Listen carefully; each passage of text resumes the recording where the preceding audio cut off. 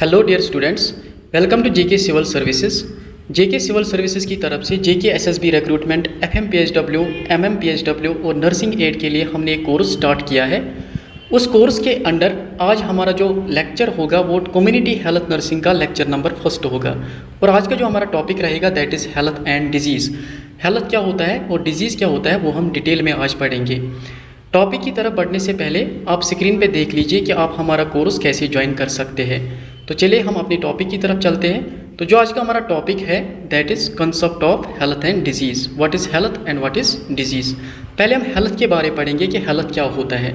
आम तौर पर कॉमन लैंग्वेज में हम बोलते हैं कि किसी पर्सन को अगर कोई बीमारी नहीं होती है, मीन्स एब्सेंस ऑफ डिजीज़, अगर किसी पर्सन को कोई बीमारी नहीं होती है हम बोलते हैं वो पर्सन जो है हेल्दी है। ये हम आम तौर पर बोलते हैं, कॉमन लैंग्वेज में हम ऐसे बोलते हैं कि कोई पर्सन जो है हेल्दी तभी होता है जब उसको कोई डिजीज़ नहीं होती, उसको कोई बीमारी नहीं होती है। लेकिन साइंटिफिकली वर्ल्ड हेल्थ ऑर्गेनाइजेशन के अकॉर्डिंग एक पर्सन तभी हेल्दी होता है जब वो फिजिकली भी हेल्दी हो, मेंटली भी हेल्दी हो और सोशली भी हेल्दी हो। वर्ल्ड हेल्थ ऑर्गेनाइजेशन के अकॉर्डिंग एक पर्सन तभी कम्प्लीटली हेल्दी हो सकता है, एक तो उसको फिजिकल हेल्थ भी अच्छा होना चाहिए, मेंटल हेल्थ भी अच्छा होना चाहिए और सोशल हेल्थ भी अच्छा होना चाहिए। इसका क्या मीनिंग है वो हम एक एक करके पढ़ेंगे।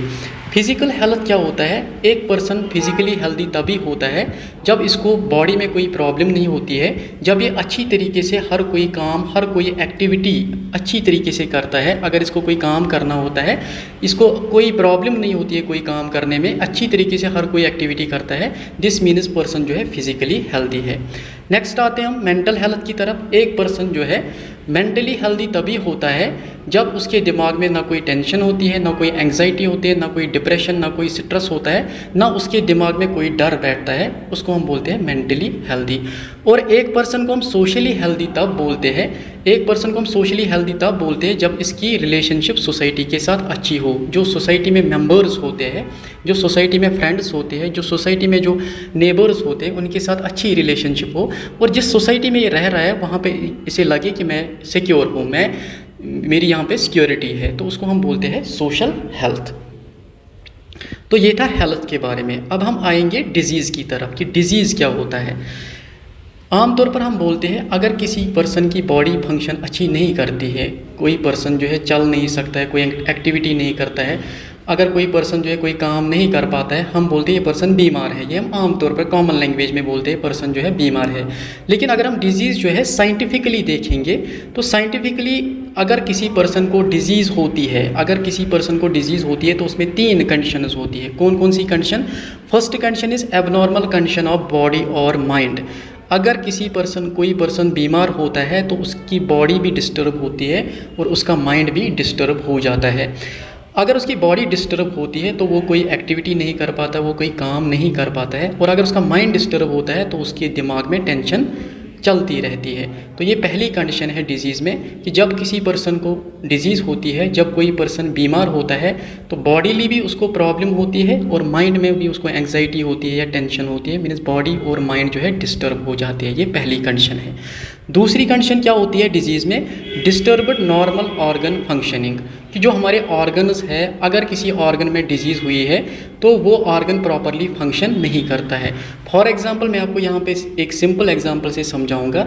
हमारी बॉडी में बहुत सारे ऑर्गन्स होते हैं, बहुत सारे ऑर्गन्स होते हैं हमारी बॉडी में, जैसे लिवर ऑर्गन है, लंग्स ऑर्गन है, हार्ट जो है ऑर्गन है। तो अगर इनमें से किसी में भी, लिवर का काम डाइजेशन में होता है, लंग्स का रेस्पिरेशन में और हार्ट का सर्कुलेशन में, अगर इनमें किसी में भी डिजीज़ होती है, अगर इन ऑर्गन में किसी में भी डिजीज़ होती है तो ये ऑर्गन सही तरीके से काम नहीं करते हैं। एग्जांपल हम यहाँ पे लंग्स की लेंगे। चलो लंग्स की एग्जांपल यहाँ पे हम लेंगे कि अगर लंग्स में डिजीज़ हुई है तो नॉर्मली जो लंग्स होते हैं, जो हमारे लंग्स होते हैं, वो नॉर्मली क्या काम करते हैं? नॉर्मली लंग्स हमें ऑक्सीजन लेके देते हैं, कहाँ से? एनवायरनमेंट से, और जो हमारे बॉडी में कार्बन डाइऑक्साइड है उसको बाहर छोड़ देते हैं एनवायरनमेंट की तरफ। ये लंग्स का नॉर्मल काम होता है। लेकिन कई बार क्या होता है, क्योंकि लंग्स भी ऑर्गन ही है, मैं एग्जाम्पल के थ्रू आपको दूसरा पॉइंट समझाने की कोशिश कर रहा हूँ यहाँ पे। तो लंग्स भी ऑर्गन ही है। तो नॉर्मली जब लंग्स काम करते हैं तो ऑक्सीजन ये हमारी बॉडी में लेके आते हैं और कार्बन डाइऑक्साइड बाहर की तरफ छोड़ देते हैं। लेकिन कई बार क्या होता है, अगर लंग्स में डिजीज़ हो गई, अगर लंग्स में कोई डिजीज़ हो गई, कौन सी डिजीज़, कोई भी डिजीज़ लंग्स में हो गई, मान लो अगर लंग्स में इन्फेक्शन होता है, अगर लंग्स में इन्फेक्शन होता है उसको हम बोलते हैं ब्रोंकाइटिस। तो वो हम यहाँ पे समझेंगे। फॉर एग्जांपल ब्रोंकाइटिस, लंग्स में जब ब्रोंकाइटिस होता है ये एक लंग इन्फेक्शन होता है। जब इन्फेक्शन लंग्स में चला जाता है, जो लंग टिश्यू होता है, आपको पता है कि हर कोई ऑर्गन जो है टिश्यू का बना होता है, और जो लंग्स जो है ये भी ऑर्गन है तो ये भी टिश्यूज़ का ही बना होता है। तो जब लंग्स में इन्फेक्शन हो जाता है तो वहाँ पे जो टिश्यूज़ होते हैं वो डिस्ट्रॉय हो जाते हैं, वो थोड़े डिस्ट्रॉय हो जाते हैं, जिसकी वजह से लंग इन्फ्लामेशन हो जाती है, वहाँ पे स्वेलिंग हो जाती है, सूजन हो जाती है, मीन्स स्वेलिंग हो जाती है वहाँ पे, और उसके साथ साथ रेडनेस भी हो जाती है। और इसकी वजह से लंग फंक्शन डिसरप्शन होता है कि जो नॉर्मली लंग फंक्शन करता था वो नहीं कर पाता है, तो इसी को हम डिजीज़ बोलते हैं। दूसरा पॉइंट यही है कि जब किसी ऑर्गन को डिजीज़ होती है तो वो सही तरीके से काम नहीं करता है। तो ये यहाँ पे लंग्स की एग्जांपल जो मैंने दी है कि जब लंग्स में, क्योंकि आप लंग्स को कंसिडर करो कि एक ऑर्गन है, और जब लंग्स में डिजीज़ होती है तो इसकी वजह से क्या होता है कि लंग्स का जो नॉर्मल फंक्शनिंग होता है कि एक्सचेंज ऑफ गैसेस, कि ऑक्सीजन ये बाहर से हमारी बॉडी की तरफ लाता है और कार्बन डाइऑक्साइड बाहर की तरफ फेंक देता है बॉडी से, तो ये नॉर्मल फंक्शनिंग प्रॉपर इसकी नहीं होती है। यही दूसरे पॉइंट का मीनिंग है। तो यहाँ पे जो दूसरा पॉइंट है डिस्टर्ब्ड नॉर्मल ऑर्गन फंक्शनिंग, जब भी किसी ऑर्गन में डिजीज़ होती है तो वो ऑर्गन अच्छी तरीके से काम नहीं करता है। तीसरी कंडीशन क्या होती है डिजीज़ में, leads to specific signs and symptoms. अगर किसी पर्सन को कोई बीमारी होती है तो उसके उस बीमारी के इलामात आ जाते हैं, उस बीमारी के साइन्स एंड सिम्टम्स आ जाते हैं। हम अभी लंग्स की एग्जांपल से ही समझेंगे यहाँ पे कि जब लंग्स में डिजीज़ होती है तो इसके सिम्टम्स क्या है। जब लंग्स में फॉर एग्जाम्पल इन्फेक्शन होता है, ब्रोंकाइटिस होता है, आमतौर पर हम बोलते हैं किसी पर्सन को छाती खराब है, किसी पर्सन की छाती खराब है, जिसको हम ब्रोंकाइटिस बोलते हैं कि इन्फेक्शन हुआ है लंग्स में, उसकी छाती में इन्फेक्शन हुआ है। जब छाती में इन्फेक्शन होता है तो कौन कौन से साइनस एंड सिम्टम्स आ जाते हैं, कौन कौन सी इलामत आ जाते हैं। एक तो कफ होता है, एक तो उसको खांसी आती है, उसके साथ साथ बुखार चढ़ता है, फीवर होता है, और उसके साथ साथ उसको हेडेक होता है। हेडेक मीन्स उसको सिर में दर्द रहता है।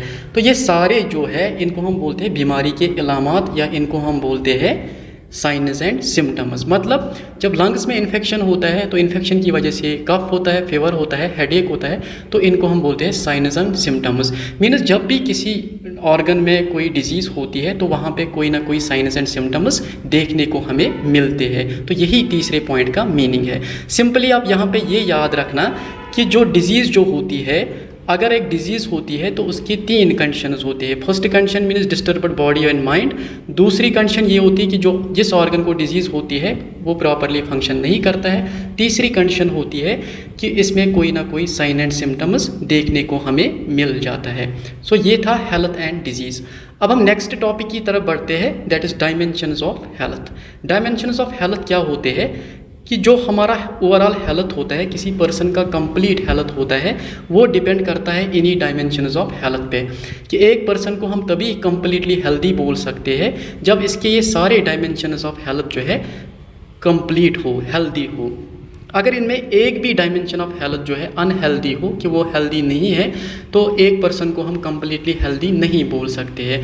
तो डायमेंशंस हम हेल्थ हम यूँ भी बोल सकते हैं कि कंप्लीट हेल्थ के ये पार्ट्स होते हैं, कि पर्सन की ओवरऑल हेल्थ जो होती है उनके ये पार्ट्स होते हैं डायमेंशंस ऑफ हेल्थ, उनके ये हिस्से होते हैं डायमेंशंस ऑफ हेल्थ। कि व्हाट हेल्थ कंप्राइजेज ऑफ, कि टोटल हेल्थ किन चीज़ों से बनी होती है, उनको हम बोलते हैं डायमेंशंस ऑफ हेल्थ।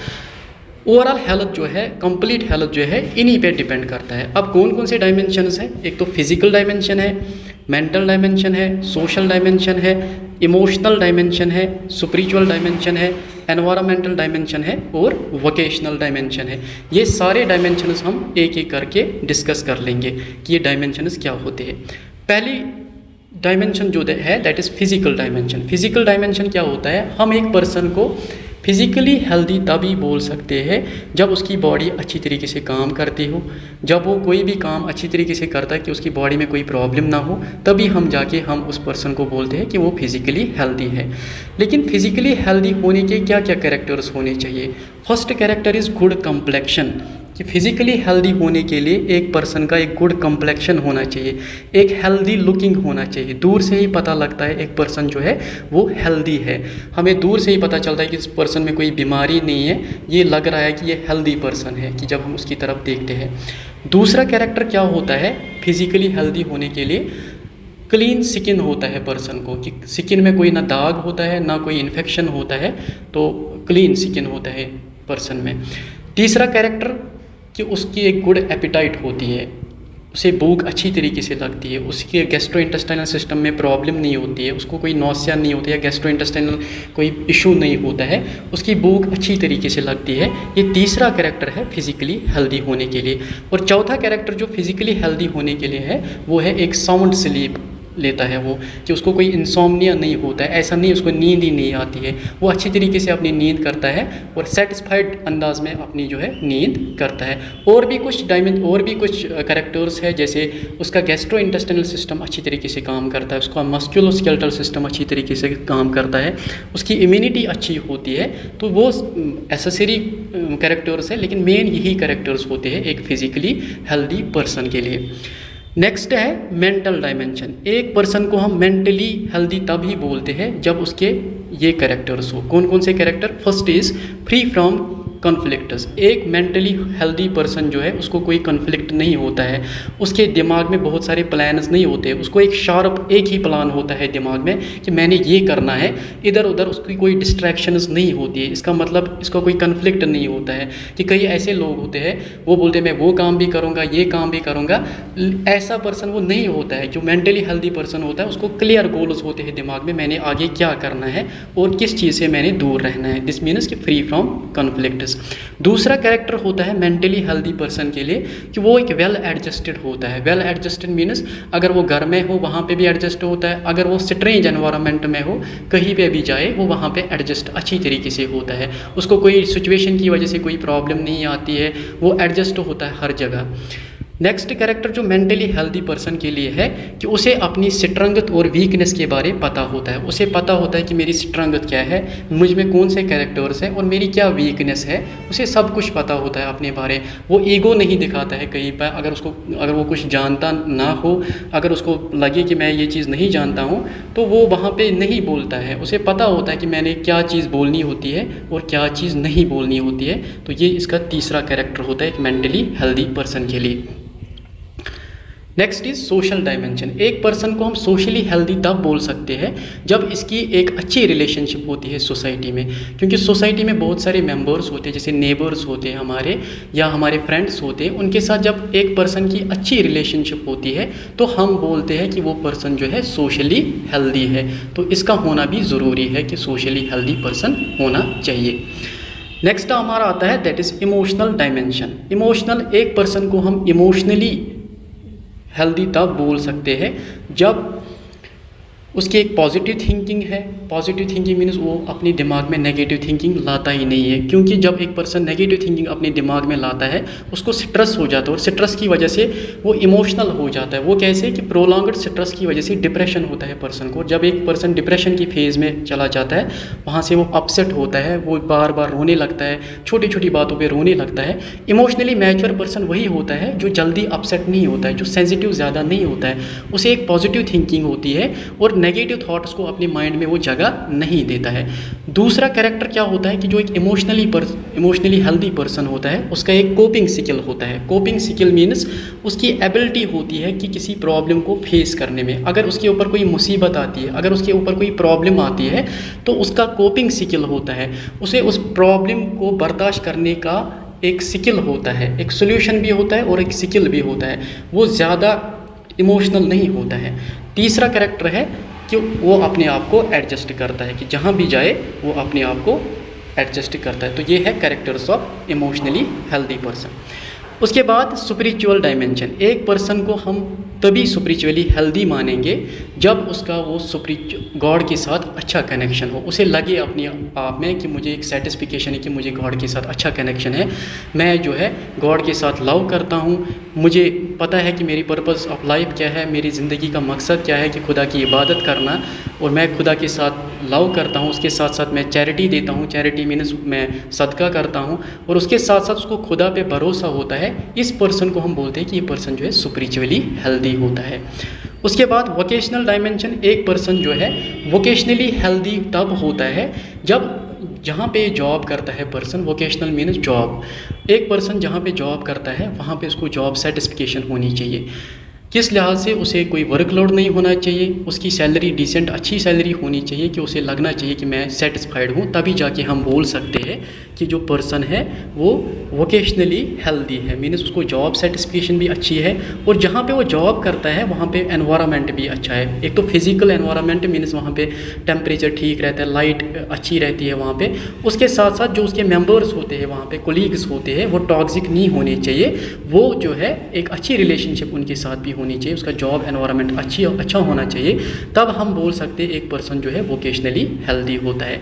जैसा कि मैंने आपको पढ़ाया है कि ये डायमेंशंस, तो ये जो डायमेंशंस होते हैं, चाहे फिजिकल, मेंटल, सोशल, इमोशनल, जो बाकी जो डायमेंशंस होते हैं, ये एक दूसरे के साथ इंटर रिलेटेड होते हैं। इंटर रिलेटेड मीन्स अगर एक डायमेंशन में प्रॉब्लम आ जाती है तो दूसरे डायमेंशन में भी प्रॉब्लम आ सकती है। वो मैं आपको एक सिंपल एग्जांपल से समझाऊंगा कि इसको हम बोलते हैं inter relatedness of dimensions. For example यहाँ पे जो इंटर रिलेटेडनेस ऑफ डायमेंशंस कि एग्जाम्पल, अगर किसी पर्सन को लेग फ्रैक्चर होता है, अगर किसी पर्सन को लेग फ्रैक्चर होता है कि लेग में फ्रैक्चर होता है, इसका मतलब इसका फिजिकल डायमेंशन जो है वो डिस्टर्ब हो जाता है, क्योंकि लेग्स जो है हमारी बॉडी का पार्ट है। मैंने पहले ही बताया कि जो बॉडी अगर ठीक ना हो, इसका मतलब फिजिकल डायमेंशन जो है डिस्टर्ब हो जाता है।